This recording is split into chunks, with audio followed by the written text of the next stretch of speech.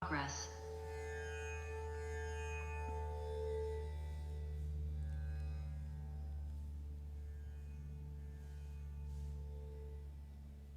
All right. So here we are, the third installment of an ongoing series that we're calling Mantras and Meditation from the Tantras. And so, if you've ever encountered yoga or meditation before, this is, you could think of yoga and meditation as like learning to play the scales or the arpeggios, the chords on the piano. And when we get to the scriptural body from medieval India, which includes the Tantras, now we're able to play jazz. It's actually an incredibly improvisational technique of meditation. It leaves room for the brilliance of the mind and your own preferences. Whereas before, historically in India, the path of meditation and the path of yoga was very renunciatory, which meant you had to pull away from the world to get clarity.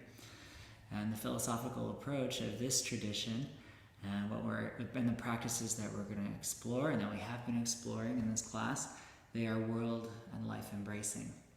And the emphasis is on moving towards life and from life and with life rather than pulling back to get clarity, which is something to be said for also.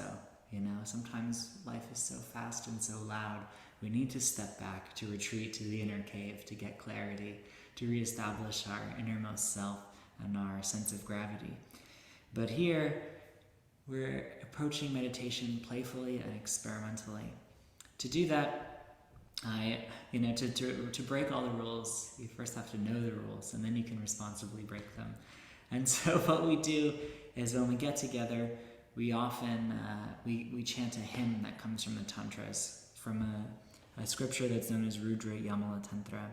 And so we sing the Kundalini Stavaha, and this is an incredible hymn that honors and invokes what's called Shakti. Shakti means divine power. Shakti is the force of grace. It's the breath of life.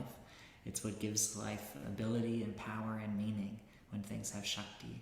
Things have ability to inspire and uplift. And this form of the goddess, it's the idea of this kind of divinity is not that it's, somewhere in the sky doling out reward and punishment, but it lives inside of you as you. And so when we sing this hymn to the Kundalini Shakti, we're invoking our own greatness. The text itself, and it's what's called Palashruti, where it tells you the benefit of doing it, in its translation, it says the person who chants this hymn, they become a great yogi. So even if you've never done yoga before, just even hearing this hymn, it magically makes you a yogi.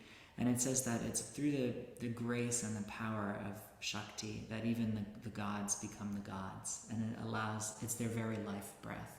And so when we align ourselves with an energy that's that powerful, using vibration, using sacred speech, it has a real capacity to transform our experience of who we are, of what all this is about, and what we have access to. It does require a bit of skill to initially recite this hymn, so let's open the text. If you open the book, there'll be some little introductory mantras, and here in these introductory mantras, you'll see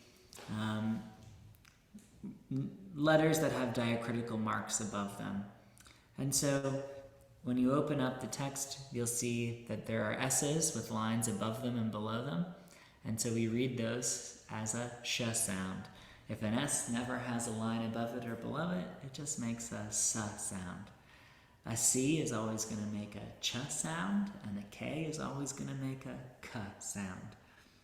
So I'll just read the first line of this mantra, and then you can repeat it back to me, just to get our minds and mouths into the spirit of this practice. And this practice has an incredible ability to focus the mind and make us present, mostly because it's a little difficult. So as you engage with doing this, the breath has to be right, your vision has to be one-pointed, you have to be able to specifically articulate the mantra, and that's going to churn stuff up in you.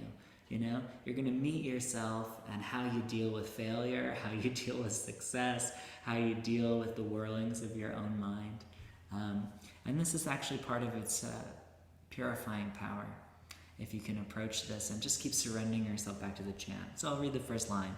The first line says, Om Namah Shivaya Gurave. So say that.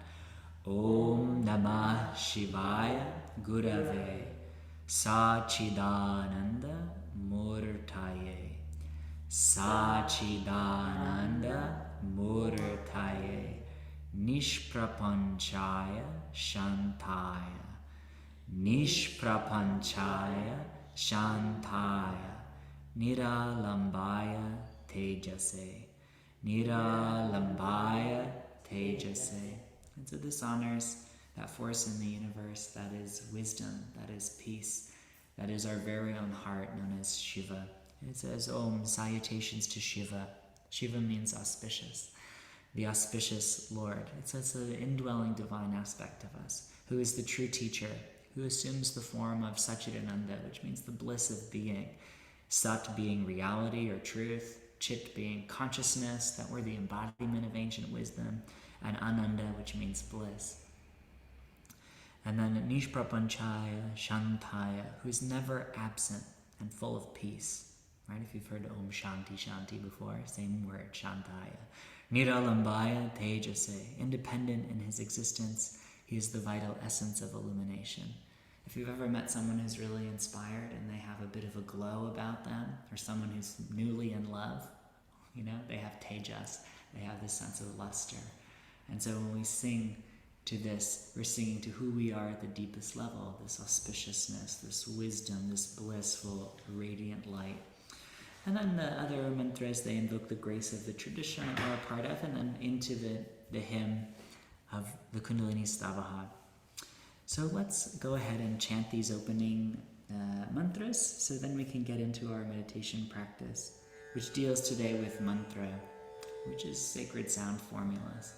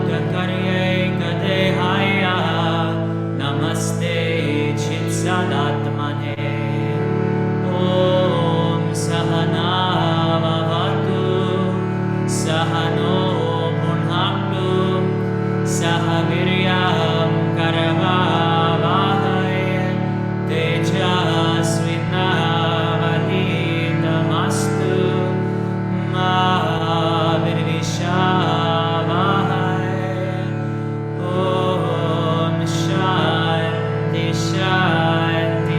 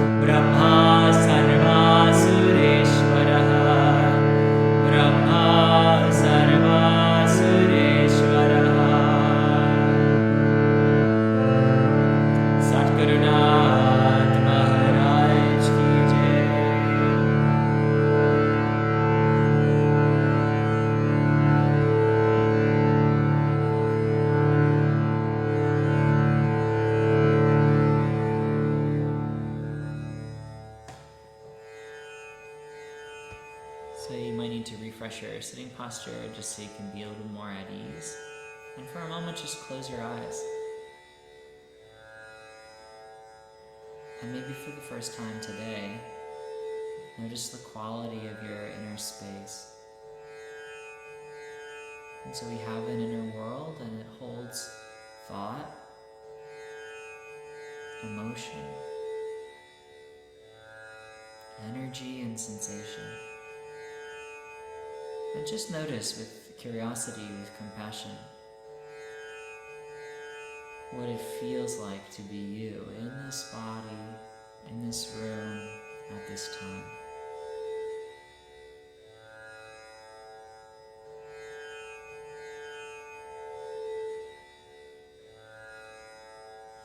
And you can anchor yourself in this present moment just by observing what it is you're feeling and where it is you feel it.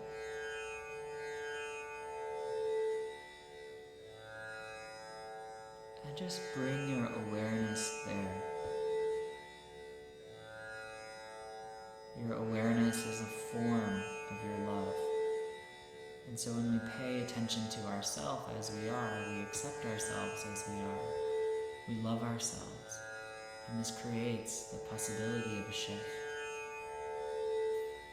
One of the ways that we can deliver this love, this consciousness, awareness, to meet ourselves in the moment as we are, is we can offer the breath, extending the breath into whatever arises here now as it arises. And so the various thoughts and impressions and memories, they wash ashore of the present moment, and whatever rolls in, you meet it with awareness and breath. And the breath too has a kind of Shakti or power. The breath is a form of the divine in this tradition, the goddess Shakti. And so as we offer the inhalation,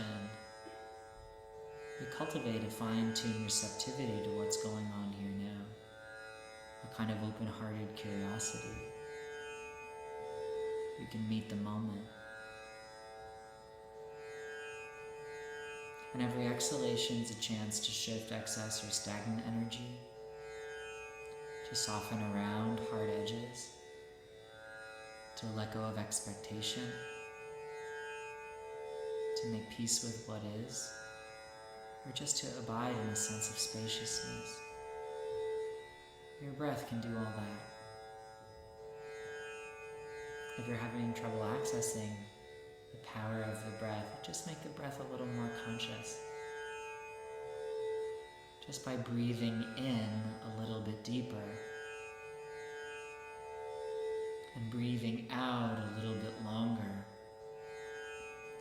Just meet yourself here now as you are, attending to and befriending whatever arises as it arises.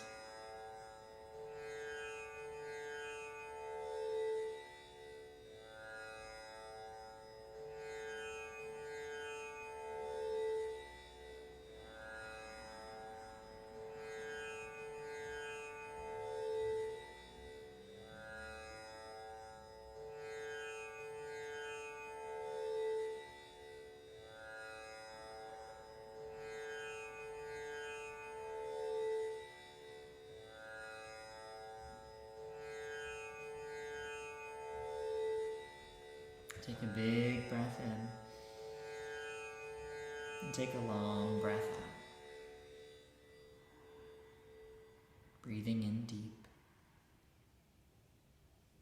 and breathe out long. Feel your breath, feel your body, and feel your surroundings.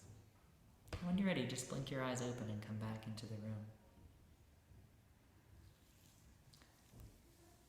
So there's a famous saying that comes to us from the scriptural tradition of India, Mananat Trayate iti mantraha. And this means that mantra, it protects and redeems the one who chants it, the one who contemplates it. And in this tradition, On Friday evening, it's what's known as Mahashivaratri. Ratri in Sanskrit means the night, Maha means great, and Shiva means Shiva, the self, the absolute, auspiciousness. And so once a year there's this great festival that honors Shiva, and the mantra of the tradition I'm a part of is Om Namah Shivaya. And so this is a very powerful time to work with the mantra.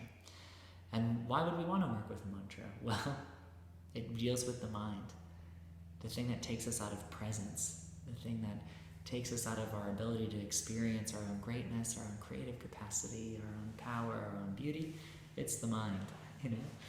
And when we work with mantra, we're working with a kind of speech or story or narrative or reframe about us and life that allows us to feel ourselves not as something separate from this world, but as something absolutely fundamental. And it sounds a bit far-fetched, you know, that some sound formula that's just been muttered for thousands of years can do all this.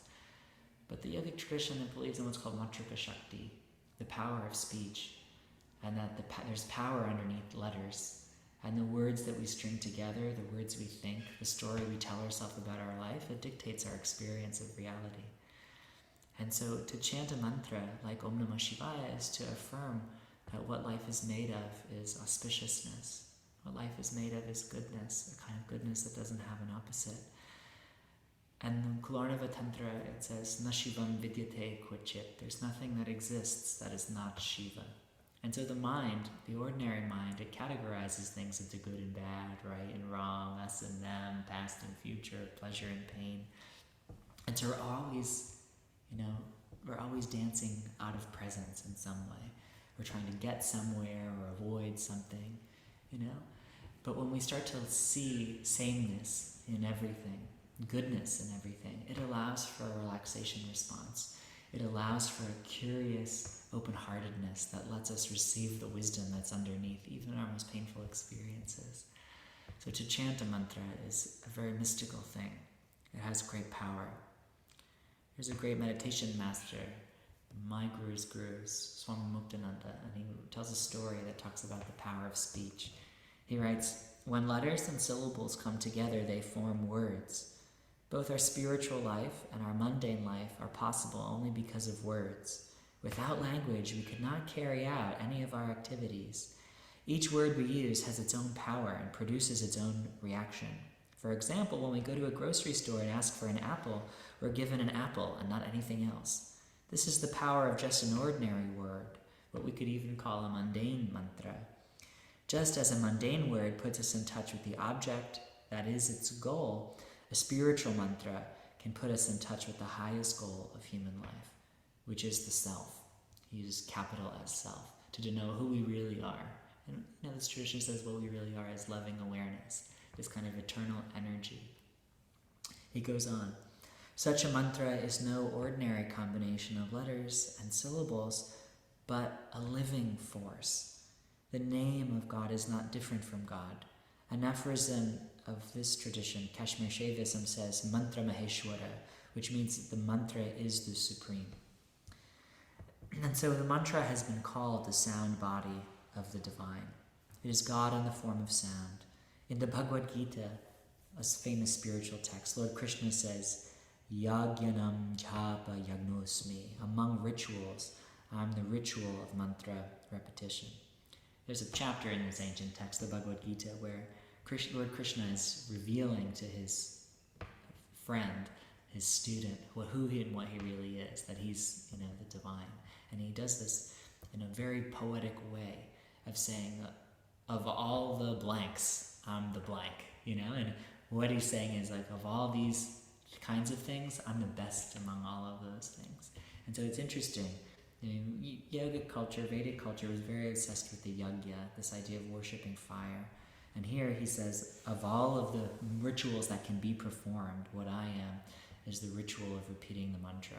That even the external ritual isn't required. That to contemplate just the sound internally is the most exquisite way to meditate. It's actually the most profound ritual you can do because you're honoring and blessing who you are by repeating these words inside.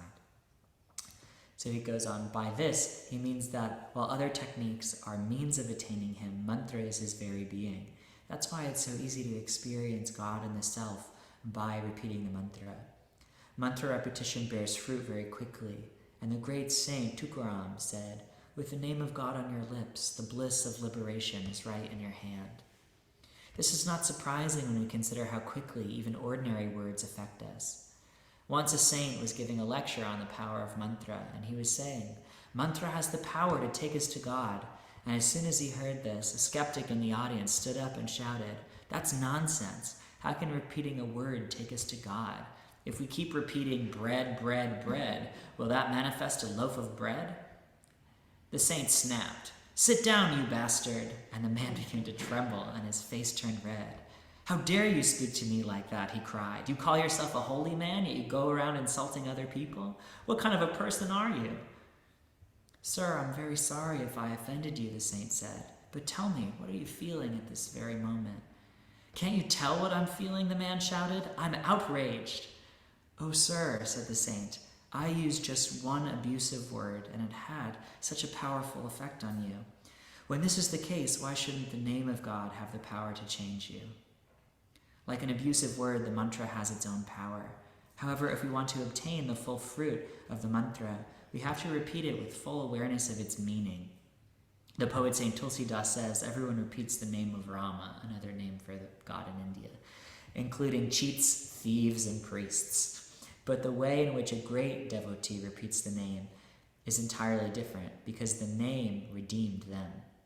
So how did these great beings realize the power of the name? The answer is found in an aphorism of Kashmir Shaivism, which explains that only when we understand that the repeater of the mantra, that's you, the syllables of the mantra, that's its sound, and the object of the mantra, that's its goal, are all one, the mantra shows its result quickly. Okay, so you, the mantra, and the goal of the mantra are all one. This means you've already got it. I like to think about this like doing laundry. And after your favorite pair of jeans comes out of the dryer, you discover that you left $10 in the pocket. And you're like, I just got $10. But the thing is, the $10 was already there. You got what you already had. And so this kind of recognition of who we are and what we're made of, it's like finding $10 in the jeans, you know? And there's something, that moment of waking up, of remembering is so sweet. And it's, you know, we actually experience it all the time, every day, you know, that we just forget. We're all subject to temporary insanity sometimes, temporary forgetfulness. But mantra has the power to wake us up. And it's like a sweet jackpot, like the $10 in the jeans. And so you, and whatever you believe to be highest, and this sound, they're all one thing. And if you just repeat the mantra without awareness, you're just trying to access what you already are. You'll have a very profound experience of meditation, of your own heart, your own goodness, and the goodness that lives behind a seemingly messy, crazy world. Baba Muktananda goes on, most of the time we repeat the mantra with the wrong understanding, thinking that the syllables of the mantra and the object of the mantra are different from each other and from ourselves. This is why the mantra does not bear fruit immediately for us. If you think about this, you will understand that the same thing is true on a mundane level. Suppose that someone calls you an idiot. If you do not accept the word idiot as referring to you, you will not react to it. But if you identify with it, you may become so angry that your blood heats up. If you were to identify yourself with the name of God as easily as you identify yourself with an abusive term, you should experience its effects at once. Dolly Parton famously said, "It's not what they call you, it's what you answer to." You know? So they can call you all kinds of things, but it's what actually do you respond to? And so the mantra is your real name. You could think of it like that. So today we'll sing the mantra Om Namah Shivaya, and then I'll give instructions for repeating it internally. When this great meditation master, Baba Muktananda, initiated people into the mantra, he used to give them a mantra card that had some beautiful instructions on it. And so this is the mantra card. This is what was written on the mantra card when he first started to accept Western disciples in 1974. And so he writes, Om Namah Shivaya. This is the great redeeming mantra. It comes from the Guru. Repeat it. The Guru meaning comes from the wisdom that's at the heart of life.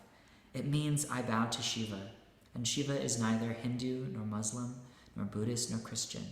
Shiva is your own self. He is the self of all. Shiva is inner bliss. Shiva is boundless love. Shiva is all-powerful. Always repeat this mantra. The mantra received from a guru who has attained full realization by its power is an alive, conscious mantra, and it vibrates with his Shakti, his energy.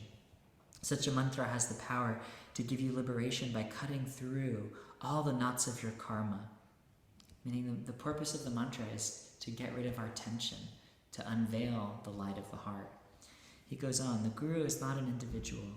The guru is the grace-bestowing power of God. And the guru is your own supreme inner being. The guru, the mantra, the goal of the mantra, and you are all one. Repeat the mantra with this awareness. This is the correct way of repeating the mantra. Kundalini Shakti, that's the goddess, this energy that lives behind life that we sang to at the beginning. Kundalini, the universal mother who contains all yogas, is of the form and inner essence of mantra. Therefore, she is awakened quickly by the mantra received from the guru. Always repeat the mantra. The guru himself enters you through the mantra. He opens up a new world of yoga inside you, sustains it, and dissolves all negativity. He leads a seeker to total perfection. Repeat the mantra all the time with such persistence that it permeates your whole body, inside and out.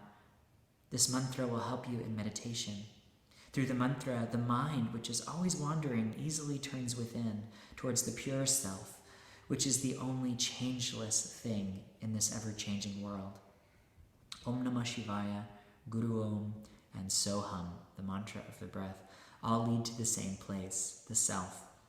As you meditate, your limited individuality melts away, and your ego sense is transformed into identification with the pure, blissful consciousness, the Supreme Being. You are that. Do not make the mistake of thinking that you are just a physical body. That consciousness which vibrates within you is the same consciousness which pervades the outer world. Consider inside and outside to be one.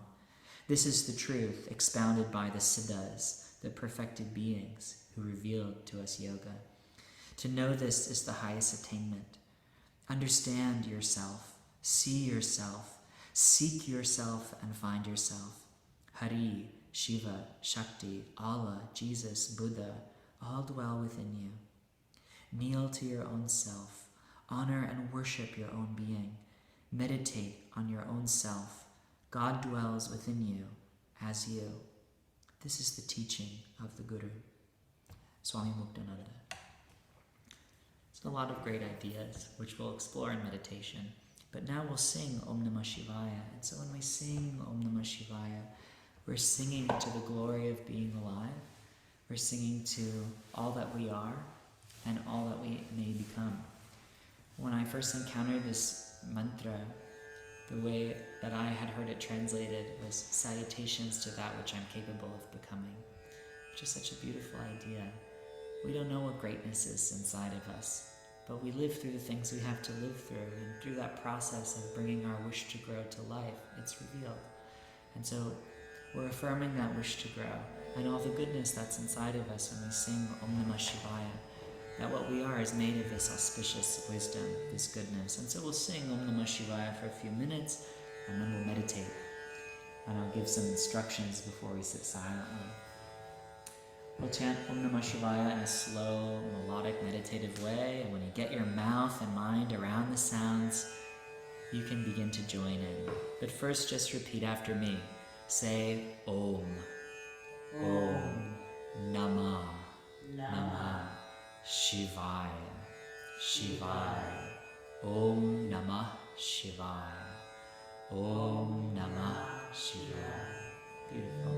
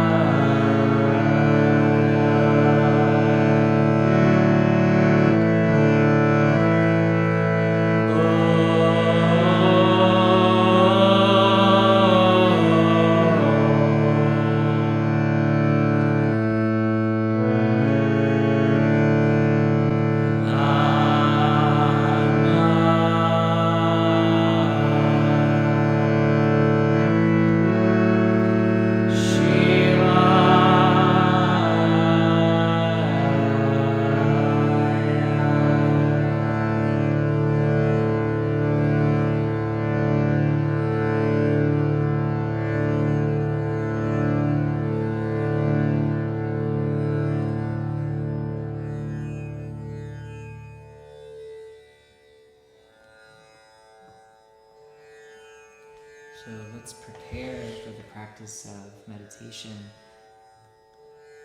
just by allowing the body to relax. This might mean to be relaxed, you might have to renegotiate the posture you're in. And whether you're seated on the floor or in a chair or taking a reclined position, what matters is that the spine can be elongated. The Shiva Sutras, a text of this tradition, says to the one established in the straight back posture, they easily become immersed in the heart. And so what matters is that the spine is elongated. That's the only requirement.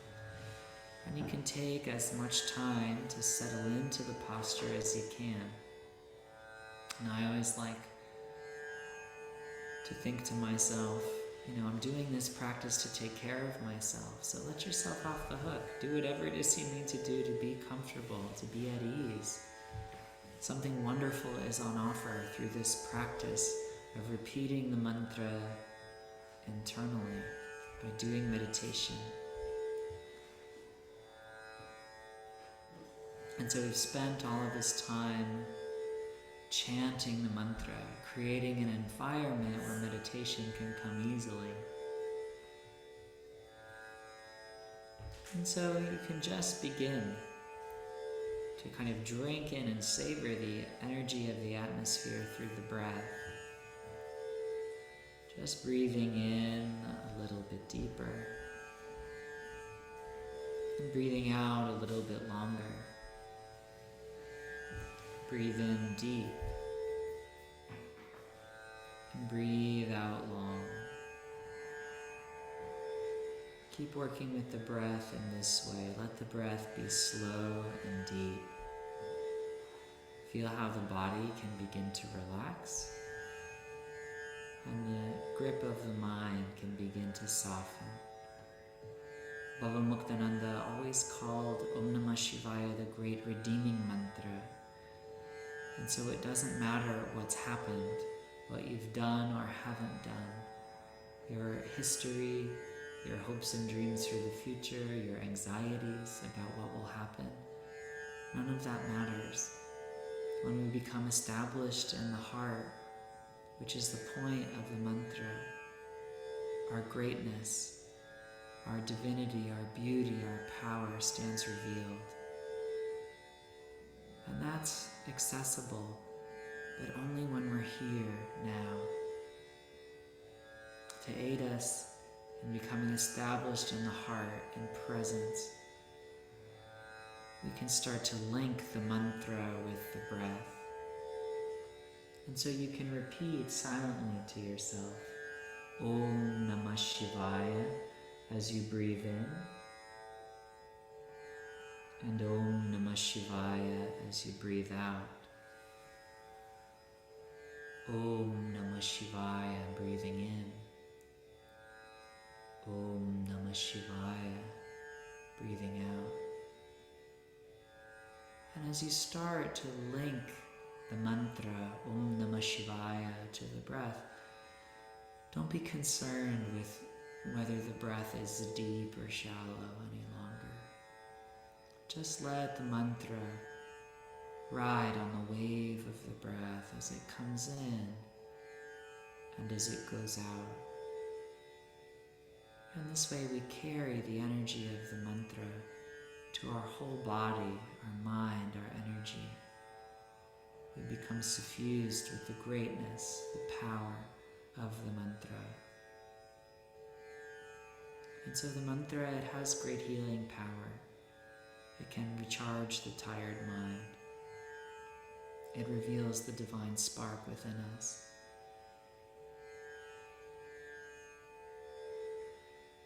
Just feel mantra and breath together. Om Namah Shivaya, breathing in. Om Namah Shivaya, breathing out.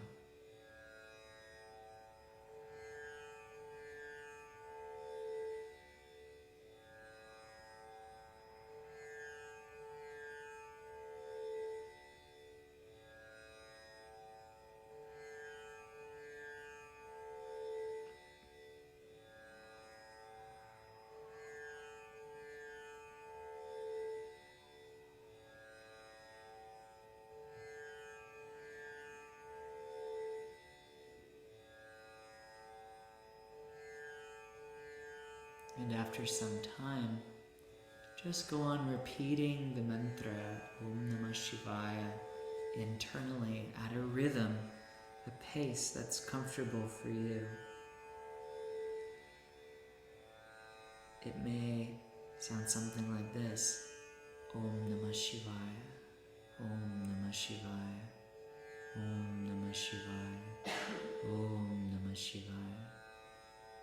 Or maybe it feels something like this: Om Namah Shivaya, Om Namah Shivaya, Om Namah Shivaya. Trust the inner guidance as you repeat the mantra with great love, with great care, with great attention.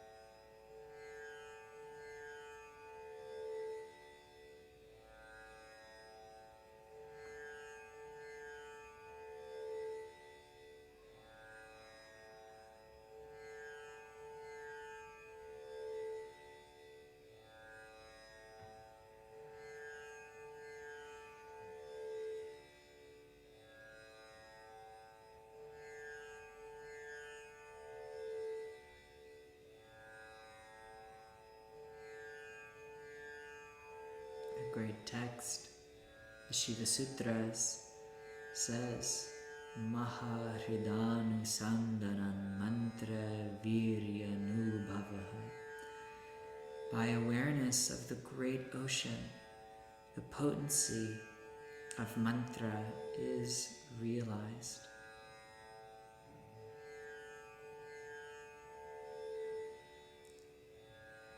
The great ocean is our own consciousness. This incredible, loving, spacious quality of our own being. And the letteriness of the mantra is not the mantra itself, but the true essence of mantra is energy, a vibration, like a heartbeat. And the point of the mantra is to realign us with that great oceanic consciousness. And so we dissolve the individual wave of the mantra or thought into that vast ocean of infinite possibility. And so you could think of the inner space, the heart, like a body of water. And the mantra Om Namah Shivaya like a pebble in your hand. And you can just drop the pebble into the body of water, like throwing a pebble into a pond. A single recitation of the mantra Om Namah Shivaya. And just notice how it echoes, how it reverberates in the inner space. And just like a pebble tossed into a body of water, the ripples become more spacious and subtle.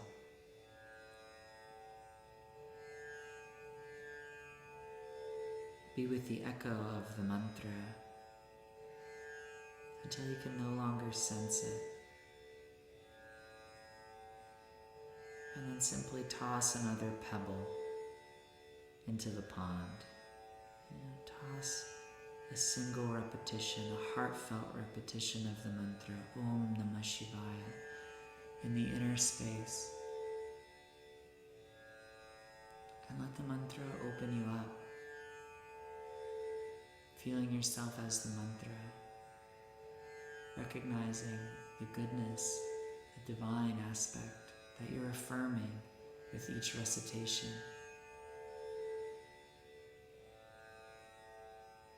Let yourself unfurl and expand, receiving your own greatness.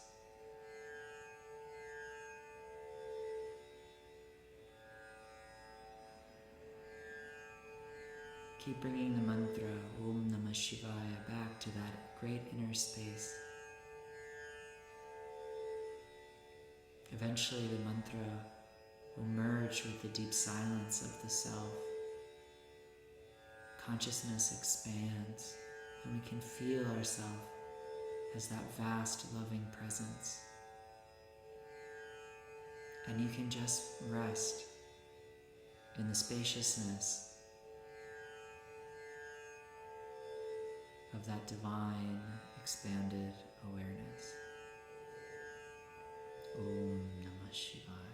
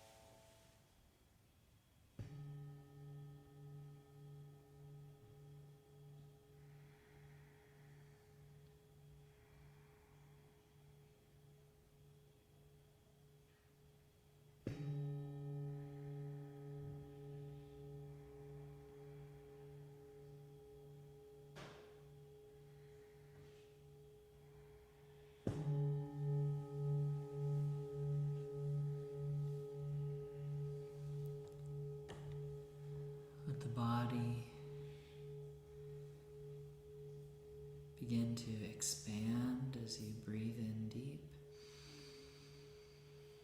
and gently fall inward as you breathe out long. Feel the body as it breathes. Breath coming in and breath going out. And just notice what the practice has revealed in the inner space, what it feels like to be you in this body, in this room at this time. Breathe in deep. And breathe out long. And in your own way, a way that makes sense to you, you can start to introduce physical movement, shifting your weight from side to side or turning your head, wiggling your fingers and toes.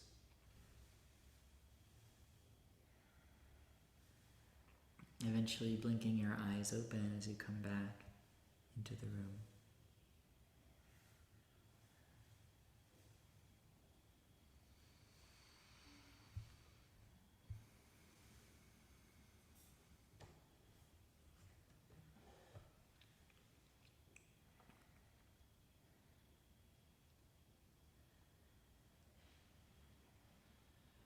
And so you want to just try and hold on to the state of meditation as you start to perceive the outer world with the senses, as the current of the mind and the energy of the senses starts to flow outward. Try and hold the awareness that all this is made of the same stuff. Inside, we connected with the heart, with loving awareness, with divine consciousness, with energy. In the same way, feel that that divine consciousness, that energy, has made all of this. And as you observe the outer world through the senses, have this deep knowing, this real confidence, faith, that the inner world and the outer world, although seemingly different, could be made of the same stuff, the same goodness, the same light, the same beauty. Feel yourself as that, breathing in deep, breathing out long.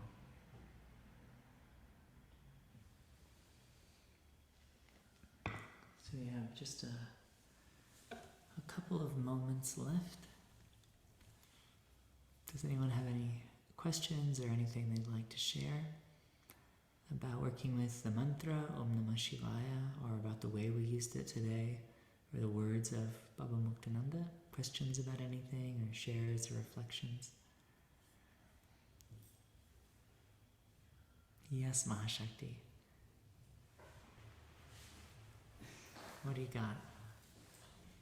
I noticed today for the first time that when we were singing slow Om Namah Shivaya, I recognized that it's a love song. That's right. Yes, mantra is the greatest love song of all time. Yeah. Yeah. It's a love song to myself. That's a beautiful insight. Yeah. When I first got in touch with the practice of repeating the mantra, I was through japa, which is the repetition of mantra over beads. A friend's mom had given me a mala for my birthday when I was 13. And when I had read in this book that it meant salutations to that which I'm capable of becoming, and I started to do intense japa of like pulling the beads towards me. And as I kept repeating the mantra Om Namah Shivaya and pull the bead, Om Namah Shivaya, pull the bead, I felt so clearly that it was this way of like reeling in. My dad was like a fisher, you know, and so it was like reeling in the fishing line in some way. A way of bringing a life towards me where I felt loved and accepted and safe and whole, and it worked. You know, it's a love that's so powerful, a kind of love that's in mantra, because it speaks to oneness. You know, usually, and love is always a movement towards oneness, but normally language, it points out difference. It points out what's separate. It's so easy to say what's not working, but when we say Om Namah Shivaya with the right awareness of Na Shivam Vidyate Quicit, that nothing exists that is not Shiva. We're affirming what's right with the world, what's right with us, that we are auspiciousness, that we're goodness, love beyond measure, perfect peace, expanded consciousness, eternality. So it's a very, very profound insight. Yeah, it's a love song. Exactly. Anyone else? Janabai, anything from you? I just felt like I melted away today, which was really, yeah, beautiful, and felt, yeah, very expansive, and had lots of times where I really, yeah, felt like I dropped very deep. And then you kind of come out, but then just use the mantra again to drop back in. So, yeah, it was beautiful. Yeah, the mantra in that way is it's always a homecoming. It's a return, you know? You're always welcoming yourself back to who you are when you repeat the mantra. You're reaffirming what you are more than what you're not, you know? And there's this idea that, the mind's going to go on thinking. The mind's not a problem in meditation, actually. And of course, you're going to come off center a little bit. The mind's going to think. You're going to drift off into memory or thoughts about the future. But that moment, inevitably, what happens, that there's that moment where you wake up, where you realize, oh yeah, I'm doing this thing. Not a person say the mantra. And that moment of waking up, of remembering, that moment is much closer to who you really are than the getting distracted. There's always the return. There's always the homecoming. And this is a gift of a practice that's rooted in the heart, in presence, in grace, is that any moment we can begin anew. And mantra is said to always be ever new. This is one of the names for Om, in fact, is pranava, that which is the energy of life, that which is ever new. And so when we align ourselves with mantra, we're coming back to the freshness, the immediacy of this moment and what's on offer here, which is the experience of who and what we really are, the experience of knowing our heart. And once we know that space inside of us, from coming back to it again and again and again, then it becomes easier to offer the heart to others. We offer our greatness, our beauty, our creativity, instead of torturing everybody with all those things used for the wrong reasons. We offer the best to the people that we encounter. And so, yeah, but there's always the chance for the return, a return to the heart, a return to presence, a return to love. Yes, keen insight, Janabai. So we'll chant anything else? Mahashakti says hello. Janabai waves. We'll chant the closing mantras.